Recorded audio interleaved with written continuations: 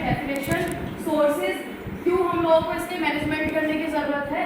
Next हमारा मतलब जो भी इसका एक्सिस्टेंस है वो कैसे आया, ऑब्जेक्टिव क्या है, क्या प्रोसेस होगा खत्म करने का, जो भी वेस्ट है उसको मैनेज करने का क्या प्रोसेस होगा, और एजुकेशन में इसके अवेयरनेस की क्या ज़रूरत है, और लास्ट में हमें क्या सोच विचार करना है उससे रिलेटेड।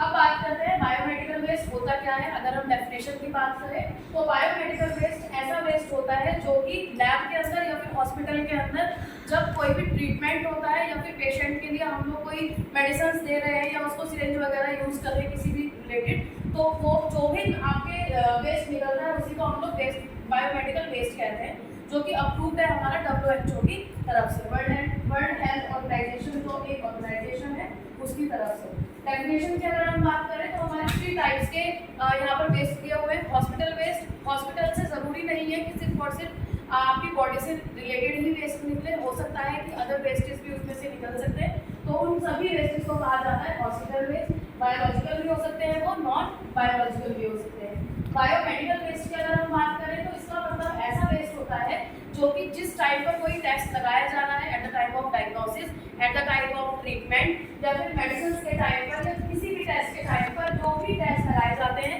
उनसे निकलने वाला जो भी बायोमेडिकल वेस्ट होता है उसको कहा जाता है बायोमेडिकल वेस्ट। नेक्स्ट कैटेगरी है इन्फेक्शनस वेस्ट, ऐसा वेस्ट जिसके अंदर कोई भी पैथोजन हो सकता है। अब पैथोजन क्या होते हैं, पैथोजन्स वो होते हैं ऐसे माइक्रोब्स जो कि किसी इंसान के अंदर इन्फेक्शन कॉज कर सकते हैं। ये कोई वायरस भी हो सकते हैं, बैक्टीरियाज भी हो सकते हैं और फंगस भी हो सकते हैं। पैथोजन्स हम बेसिकली उन्हीं माइक्रोब्स को कहेंगे जो कि इन्फेक्शनस होते हैं।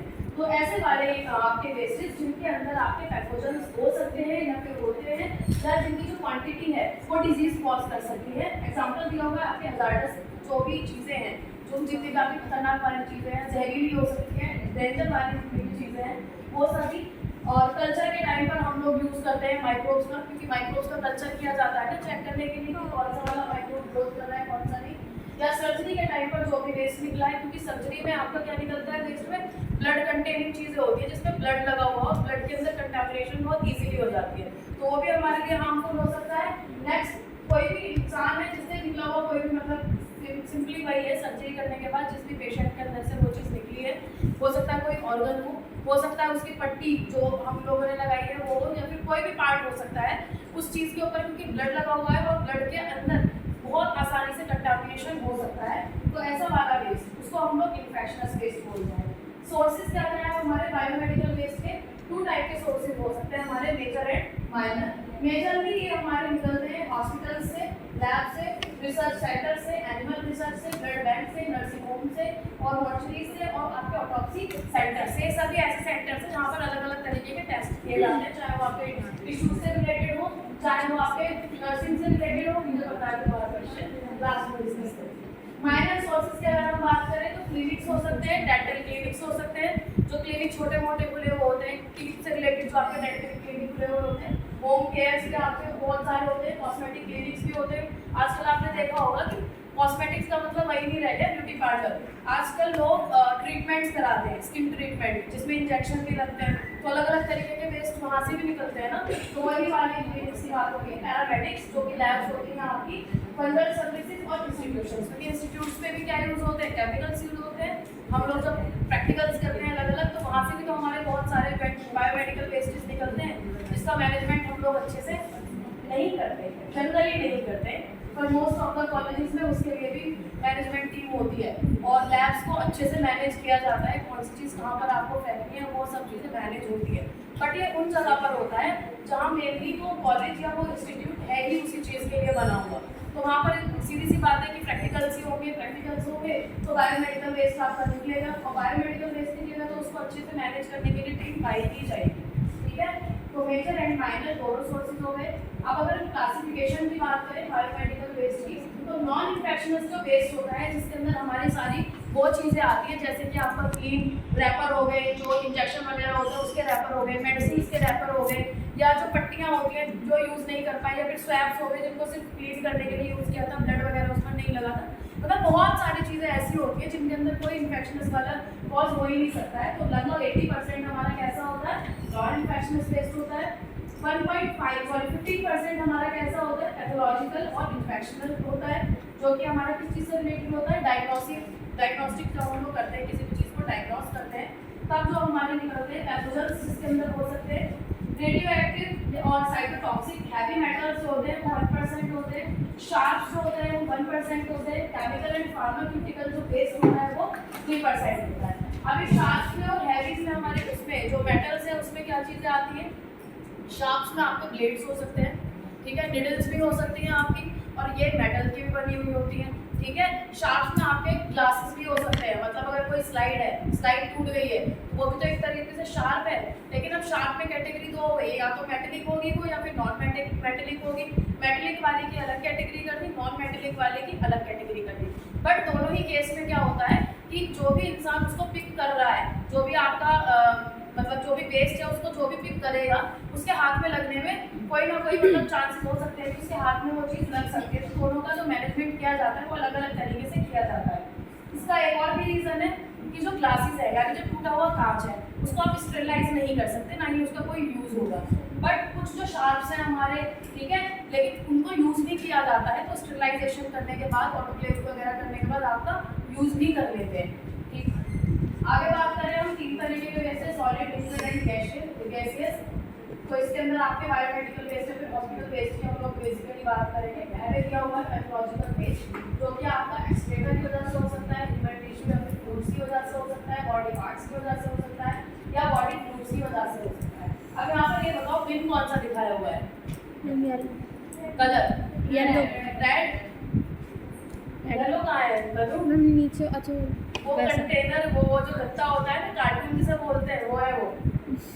पॉलिथीन कौन से कलर की लगी हुई है उसके ऊपर, रेड। हम लोग लैब के अंदर ना कलर्स से पहचानते हैं, ठीक है। कलर्स के अलावा अगर बाई चांस हम लोगों को साइन की पहचाननी है, साइन बना हुआ है डेंजर जैसा साइन जो होता है, मौसम चेतावनी वाला, जैसे ये रहा एक सर्कल सर्कल जैसा दिख रहा है आपको, रेड का डिजाइन, ये जो साइन है ये आपको पैथोजेनिक जो चीजें होती हैं जिससे आपका इन्फेक्शन हो सकता है उसके लिए बनाया जाता है। मेन जो मेडिकल वाले होते हैं ना वो लोग साइन पे फोकस करते हैं, बट अगर साइन एकदम से आप फोकस नहीं कर पाते हैं तो आपके लिए कलर भी है, आप कलर देखकर पहचान सकते हैं।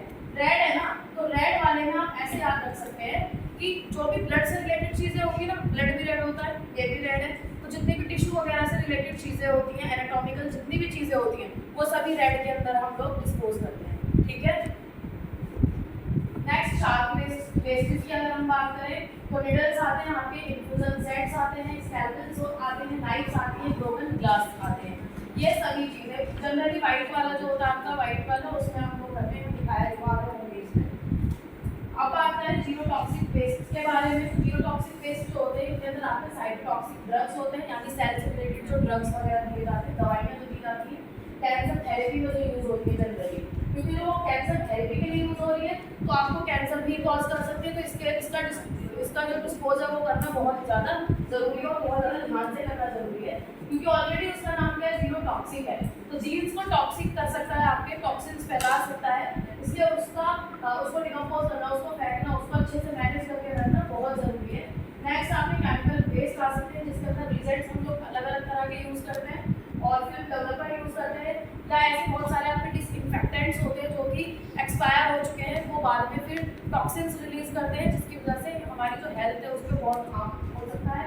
सॉल्वेंट्स जो कि एक्सपायर हो चुके हैं वो भी धीरे धीरे क्या होने शुरू हो जाते हैं, फैलने शुरू हो जाते हैं, और एनवायरनमेंट को क्या कर देते हैं, बेकार कर देते हैं। अब हैवी मेटल्स की अगर हम बात करें, जो जिनके पास कंटेंट होता है हैवी मेटल्स वाला, जैसे कि आपकी बैटरीज हो गई, ब्रोकन थर्मोमीटर्स हो गए, ब्लड प्रेशर बेसिस हो गए, क्योंकि हमें पता है कि मर्करी वगैरह अगर इधर उधर गिर जाए या फिर कोई भी प्रॉब्लम हो जाए मेटल्स के अंदर, तो ये भी नुकसान तो देंगे साथ ही साथ हमें कैंसर भी कॉज कर सकती है ये सारी चीज़ें। फार्मास्यूटिकल वेस्टेज में आपकी जितनी भी दवाइयाँ हैं, ठीक है, जो एक्सपायर हो चुकी हैं या कंटामिनेटेड आपके फार्मास्यूटिकल्स हैं या बैंड फार्मास्यूटिकल्स है, फार्मा से रिलेटेड जितनी भी चीज़ें, या तो वो चीज़ एक्सपायर हो चुकी है, या फिर उनका क्या हो चुका है, कंटामिनेशन हो चुका है, सड़ चुकी है, खराब हो चुकी है, या फिर वो बैन है। हमारे इंडिया में बहुत सारी ऐसी मेडिसिन है ना, तो बैन, इंडिया में तो बैन वाली भी यूज़ होती है अभी भी, बट उन चीज़ों को हमें यूज़ नहीं करना है। नेक्स्ट आपकी क्या है, प्रेशराइज्ड कंटेनर्स, गैस टैंकर्स हो गए आपके, गैस कार्टिंग हो गए, एरोसोल कैन्स हो गई, इन सभी का कैसे आप डिकम्पोज करोगे, उनको कैसे फेंकोगे। फिर आता है आपका रेडियो एक्टिव वेस्ट, रेडियोथेरेपी वाली जो लैब होती है आपकी, या फिर रिसर्च लिक्विड्स जहाँ पर पाए जाते हैं वहाँ से निकलता है आपका। कंटामिनेटेड ग्लास वेयर्स हो सकते हैं, पैकेजेस हो सकते हैं, या फिर एब्जॉर्बेंट पेपर्स हो सकते हैं। इन सभी का डिकम्पोजिशन क्या आता है, और इसके लिए जो साइन बना हुआ है देख सकते हो, पंखे जैसा साइन बना हुआ है रेडियो एक्टिव के लिए। अब बात करें अगर इन्फेक्शनस वेस्ट की, तो लैब कल्चर्स जब हम करते हैं तब हमारा इन्फेक्शन बहुत ज़्यादा कॉज करने वाली चीज़ें बनती हैं, और आइसोलेशन वार्ड्स जो होते हैं वहाँ से बहुत ज़्यादा इन्फेक्शन कॉज करने वाली चीज़ें मिलती है। टिश्यूज़ और स्वैब्स जब बनाते हैं, जैसे टिश्यूज से क्लीन कर दिया और उसको फेंक दिया, वो भी तो इन्फेक्शन कॉज कर सकती है। मटेरियल्स इक्विपमेंट जो कि हमने पेशेंट के लिए यूज़ किए हैं वो भी इन्फेक्शन कॉज कर सकते हैं, जैसे कि आपकी सिरिंज वगैरह होती है वो।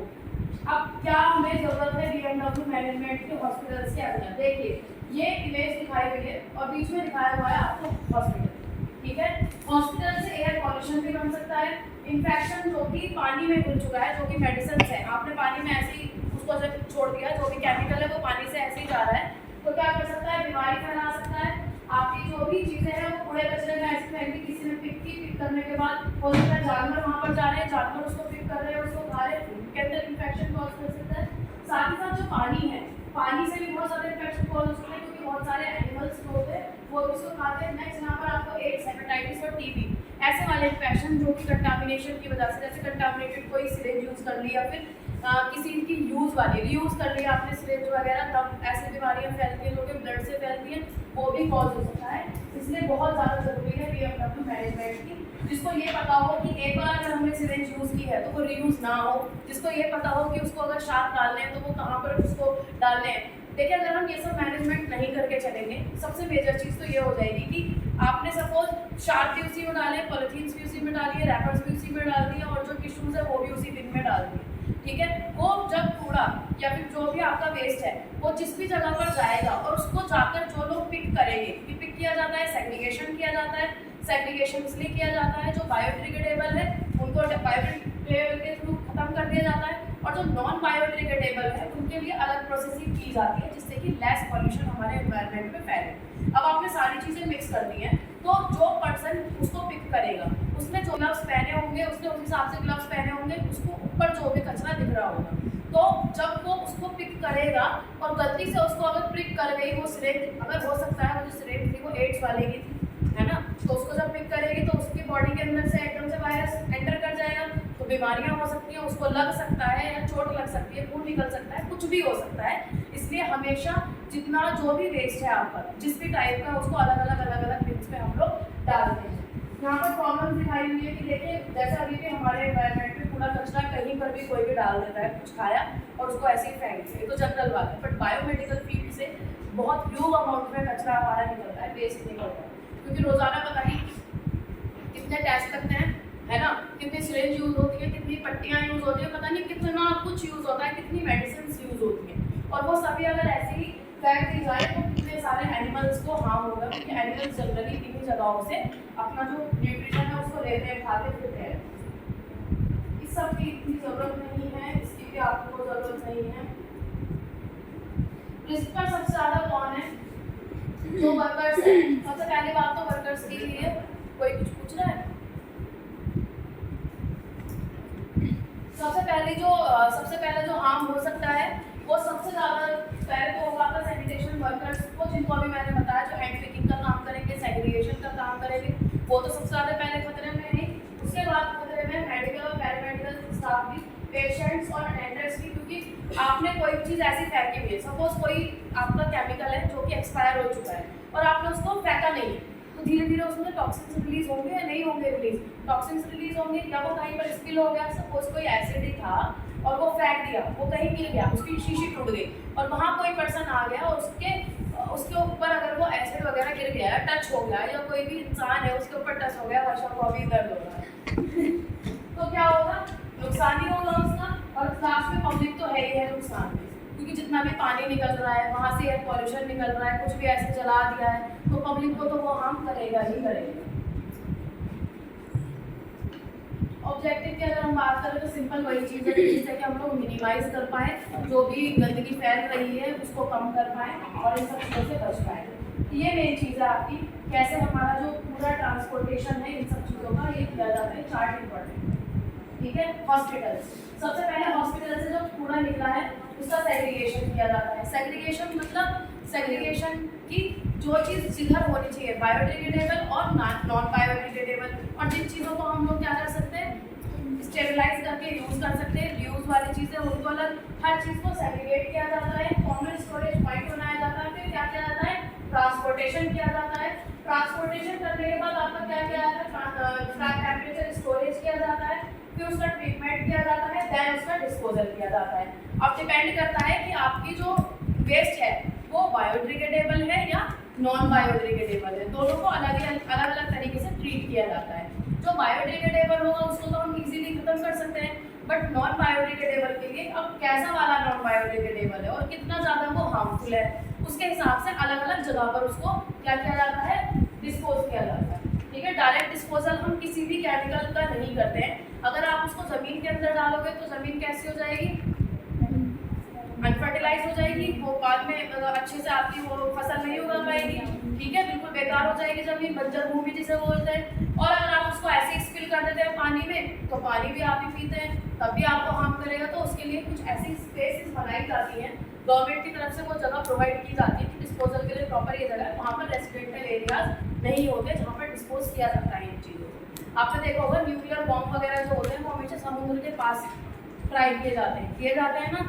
रीज़न क्या है, उनसे बहुत ह्यूज अमाउंट में केमिकल्स निकलते हैं हमारे, और वो केमिकल्स ह्यूमन के लिए बहुत बहुत ज़्यादा हार्मफुल होते हैं। तो उनका ट्रायल हमेशा ऐसी जगह पर लिया जाता है जहाँ पर क्या ना हो ज़्यादा लिविंग ऑर्गेनिज्म ना हो। इसके इसी वजह से पता है क्योंकि जो सीज होते हैं, जो ओशियंस होते हैं, वहाँ पर हमारी वो तो पाए जाते हैं ना, वाटर एनिमल्स तो पाए जाती हैं, वाटर बॉडीज पाई जाती हैं, उनको हार्म होता है। इसीलिए ये सब चीज़ें वहाँ भी बैन की जा रही है कि नहीं ये सब चीज़ें यूज़ होनी ही नहीं चाहिए। उनका इतनी दूर का इफेक्ट भी ह्यूमन के ऊपर पड़ जाता है। पॉल्यूशन काफ़ी टाइम तक रहता है, अगर कोई न्यूक्लियर बॉम्ब या फिर कोई भी ऐसी ट्राई होती है ना तो उस एरिया में काफ़ी टाइम तक पॉल्यूशन भी रहता है और हाई अलर्ट जारी कर देते हैं कुछ टाइम के लिए, और यही होता है। या आपको व्हीकल्स दिखाया हुआ कैसे यूज किया जा सकता है इसमें रिजल्ट, हाँ डेजर्ट्स में भी यूज़ किया जाता है। हमेशा उन स्पेसिफिक एरियाज को चूज किया जाता है जहाँ पर रेसिडेंशियल एरिया ना हो, जहाँ पर ना लिविंग थिंग्स आपकी प्रेजेंट ना हो, चाहे वो एनिमल हो चाहे वो ह्यूमन हो, उन सभी चीज़ों से दूर किया जाता है। इन सभी चीज़ों का डिस्पोजल, चाहे वो डेजर्ट हो चाहे वो ज़्यादातर ओशंस में करते हैं, क्योंकि वहाँ पर एक और चीज़ ये हो जाती है कि पानी के अंदर ना ज़्यादा विस्फोट होने का डर नहीं रहता। और वो है आपका अगर डेजर्ट वगैरह तो वहाँ फिर भी एक डर रहता है कि हो सकता है धूप कहीं से कोई रह रहा है जो भी है, और ज़्यादातर ओशन पर टेम्परेचर का भी थोड़ा इशू होता है। डेजर्ट मशीन है, मशीन को ज़्यादा टेम्परेचर में ले जाओ तो हो सकता है वो मशीन वहाँ पर काम करे, हो सकता है ना करे। तो सब चीज़ों को देख कर आपका ये सब किया जाता है। मैं कलर्स देखती हूँ, उसमें कलर्स होने चाहिए आपके, ये आपकी स्लाइड है वाली, ठीक है।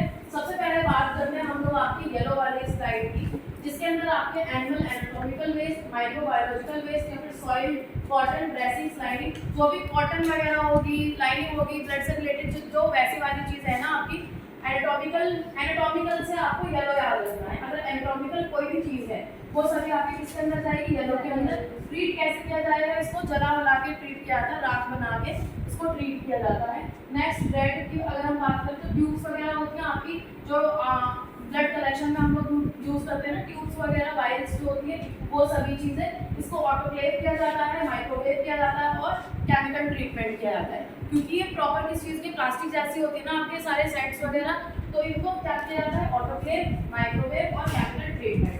अब ज़रूरी नहीं है कि हम ही उसको करेंगे, ये सारी चीज़ें फेंक दी जाती है, बड़े बड़े ट्रीटमेंट के प्लांट्स बनाए जाते हैं, उन प्लांट्स के अंदर इनका ट्रीटमेंट किया जाता है। जनरली हर हॉस्पिटल के अंदर इनका ट्रीटमेंट नहीं होता। जो इनके ट्रीटमेंट के लिए प्लांट्स अपने हॉस्पिटल में लगा देते हैं, उन्हीं के हॉस्पिटल में इनका ट्रीटमेंट किया जाता है। मीन्स इनको क्लीन करके रीयूज, रिसाइकिल किया जाता है। ब्लू और व्हाइट के अंदर हम लोग किन किन चीज़ों को डालते हैं, वेस्ट शार्प्स को डालते हैं, जैसे कि आपके नीडल्स हो गए, सिरिंज हो गई, स्कैल्पेल्स हो गए, ब्लेड्स हो गए, इनको भी क्या किया जाता है, इनको ऑटोक्लेव किया जाएगा, देन ऑटोक्लेव या माइक्रोवेव किया जाता है, केमिकल ट्रीटमेंट किया जाता है, फिर इसका डिस्ट्रक्शन और शेडिंग किया जाता है, मतलब बिल्कुल पीस दिया जाता है, छोटे छोटे टुकड़ों में कर दिया जाता है जिससे कि हार्म ना करे। अब क्वेश्चन ये आता है कि हम इनको पहले ट्रीट क्यों कर रहे हैं, हम इनको ऑटोक्लेव और ये क्यों कर रहे हैं, मतलब आपका केमिकल ट्रीटमेंट क्यों दे रहे हैं। हम इसलिए ट्रीटमेंट केमिकल दे रहे हैं जिससे कि जब इसको हम श्रेड कर देंगे या हम इसको बिल्कुल पीस भी देंगे ना, तो इसका जो भी इसके अंदर कंटामिनेशन करने वाली कुछ भी चीज़ बची होगी ना, थोड़ा बहुत भी अमाउंट बचा होगा, तो वो भी बिल्कुल खत्म हो जाए। अगर वो पानी में भी घुल जाए तो किसी को इन्फेक्ट ना कर पाए, इसलिए इसको पहले ट्रीट किया जाता है, फिर भी डिस्पोज किया जाता है।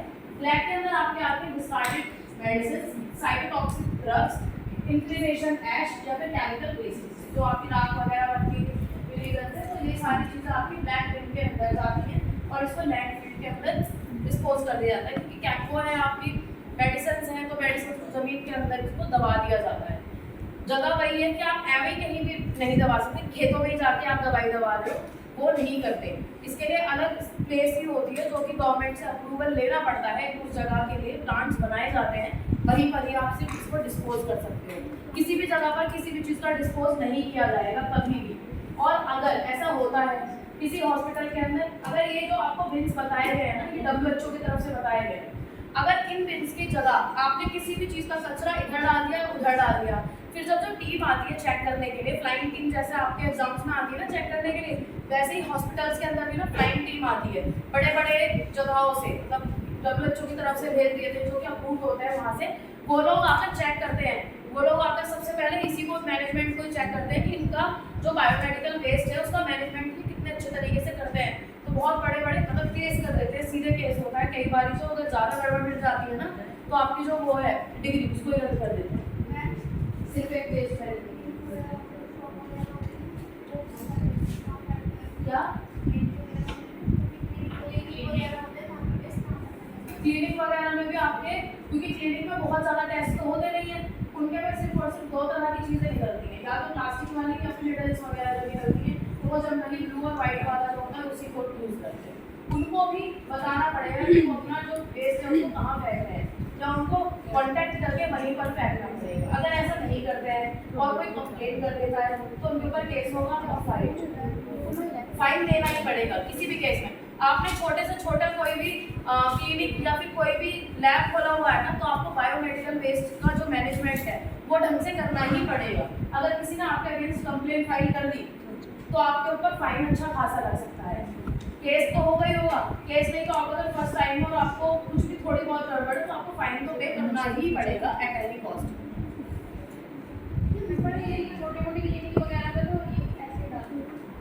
छोटी मोटी वो लोग ऐसे डाल देते हैं, लेकिन वो डाल देते हैं जो कि गलत है। मैं बता रही हूँ, अगर वो पकड़े जाते हैं एक्चुअली में, जो ऐसे छोटे मोटे वाले क्लिनिक्स होते हैं ना, वो बहुत सारे तो ऐसे होते हैं जो कि फर्जी डिग्री लेके बैठे हैं, तो उनका तो वैसे ही नहीं पकड़ा जा रहा, और उनको पता चल जाता है कि कोई चेक करने आ रहा है, क्योंकि उनका देखो पहली बात तो रजिस्टर्ड ही नहीं है वो, और अगर रजिस्टर्ड नहीं है तो फिर कोई चेक करने कैसे आएगा, तो इसलिए वो बचे रहते हैं। लेकिन जिस दिन वो पकड़े जाते हैं उनका ताला लग जाता है, ताला नहीं लगेगा सीधे।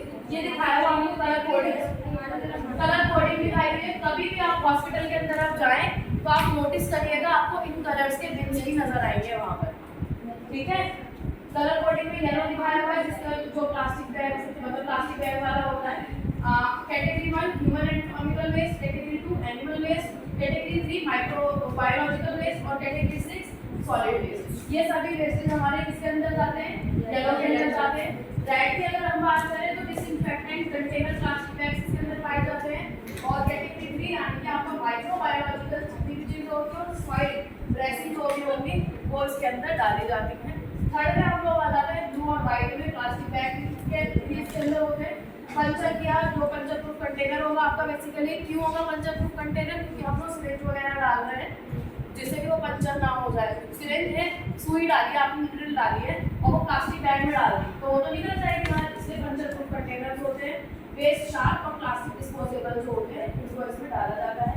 ब्लैक में हमारा क्या होता है, जनरल जो होता है आपका ब्लैक वाला, डिस्कार्डेड मेडिसिन, इंक्लिनेशन एशकेट और केमिकल वेस्ट इसके अंदर डाले जाते हैं। अगर आप हॉस्पिटल में जाओगे ना तो जो बाहर आपको पड़ा हुआ मिलेगा तो आपको ब्लैक कलर का मिलेगा, क्योंकि जनरली लोग मेडिसिन खाते हैं, उनको डॉक्टर ने दी कि आप ये मेडिसिन ले लो, वही बैठ के अगर खाई तो वो ब्लैक में डालते हैं, तो ब्लैक बाहर जो रखा हुआ मिलेगा वो आपको ब्लैक मिलेगा। लेकिन जहाँ पर आपका ब्लड कलेक्शन होगा, जहाँ पर लैब होगी, वहाँ पर आपको ये सारे रखे हुए मिलेंगे। पर अगर कोई बहुत अच्छा हॉस्पिटल है तो बाहर भी ये सारे बिन्स आपको एक साथ रखे हुए मिलेंगे और अंदर भी आपको ये सारे बिन्स ही एक साथ रखे हुए मिलेंगे। डिपेंड करता है कि आप किस टाइप के हॉस्पिटल में गए हो। अच्छे जो हॉस्पिटल होते हैं ना, वो लोग हर जगह पर अपने ऐसे वाले बिन्स एक साथ रखते ही हैं कलर्ड वाइज। अगर इसकी पहचान देखो, इसमें इसमें इन्होंने सिर्फ इन्फेक्शन का साइन बना दिया है, पर इन सभी का ना अलग अलग साइन बना हुआ होता है। साइन किसके हिसाब से? डेंजर के हिसाब से, इन्फेक्शन के हिसाब से, रेडियो एक्टिव के हिसाब से, इन सब के ना अलग अलग साइन होता है। कोई इनके ऊपर साइन भी बने हुए होते हैं, यहाँ पर तो इन्होंने कलर शो कर दिया है। ये देखिए दिख रहा है साइन। अभी तो बोलती थी ब्लैक वाला तो उसमें सी बना हुआ है, व्हाइट वाला दिखाया हुआ है, और अलग अलग आपको दिखा दी जाएगी कौन से वाले में कौन सा बेस डाला जाता है और इसको कैसे ट्रीट किया जाता है। जैसे हमने ऊपर पढ़ा है वही वाला बस चार्ट की फॉर्म में है।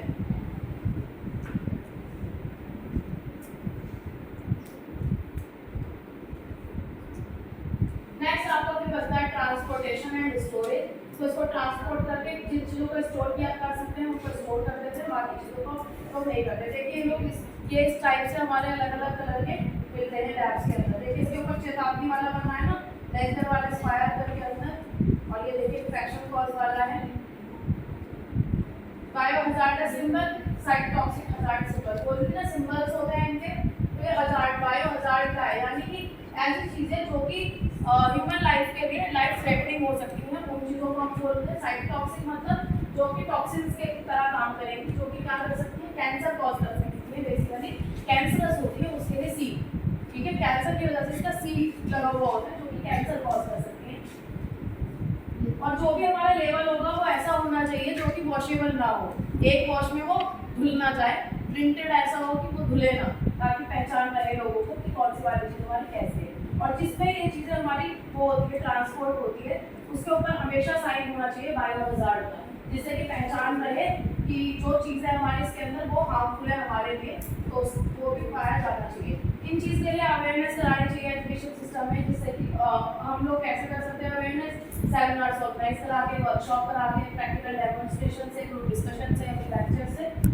लास्ट में हम लोग सिर्फ इतना ही समझेंगे कि जितनी भी चीज़ें इस सबको छोड़ के अगर हम जनरल देखें तो जितना भी डिस्पोजल हमें करना है चीज़ों का, लैब के अंदर जाके, स्कूल है आपका, कॉलेज है, उस सभी में आपको डस्टबिन के अंदर, जैसे अभी तो मोदी जी ने इतनी अच्छी मुहिम चलाई है गीला कचरा और सूखा कचरा वाली ना, तो इतना नहीं आप हॉस्पिटल का नहीं तो अपना गीला और सूखा कचरा तो अलग अलग डाल ही सकते हैं, जिससे कि क्या ना हो, एनवायरनमेंट में कोई गंदगी ना फैले, हम लोगों के अंदर बीमारी ना हो, क्योंकि ज़्यादा गीला जो कचरा होता है उससे मलेरिया वाला मच्छर, फीमेल एनाफिलीज जो होता है वो बनता है, और मलेरिया और डेंगू ऐसी बीमारी फैलती है। और हॉस्पिटल के अंदर खासकर हमें बायोमेडिकल वेस्ट का ध्यान रखना ही है, क्योंकि दिख नहीं जा सकती है आपकी, बहुत बड़ा वाली चीज़ मानी जाती है अगर आपने बायोमेडिकल वेस्ट सही से नहीं किया हुआ है।